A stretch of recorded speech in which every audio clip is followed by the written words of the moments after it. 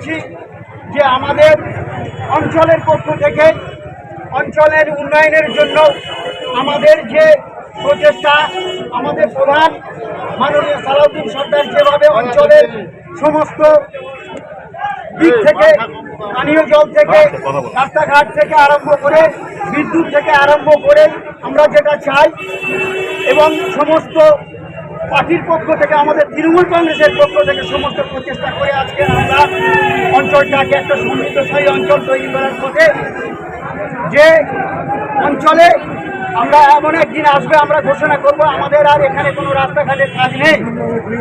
আমরা যে রাস্তাঘাটগুলো এখানে এখনো হয়নি সেইগুলো আমরা করার জন্য অঞ্চলের পক্ষ থেকে আমরা চেষ্টা করছি, এবং সমস্ত রাস্তা আমরা করব।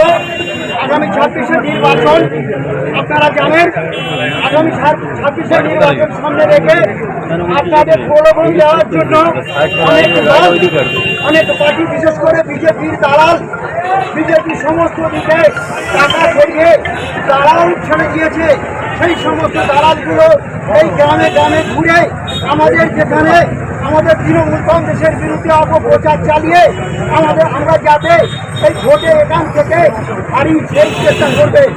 আপনারা সাবধান, এই ঘাতক বিজেপি আপনারা জানছেন সমস্ত ভারতবর্ষ জুড়ে যেভাবে অত্যাচার চালাচ্ছে। আপনারা সোশ্যাল মিডিয়া থেকে আরম্ভ করে সমস্ত কিছুতে দেখছেন কীভাবে অত্যাচার চলছে সারা ভারতবর্ষ জুড়ে।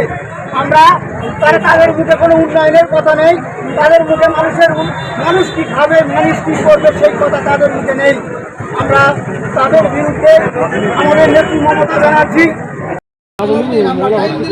কোনোদিনের মধ্যে এই রাস্তার যদি সঠিক ব্যবস্থা না হয় তাহলে আমরা বিকল্প কলকাতা হাইকোর্টে এই রাস্তা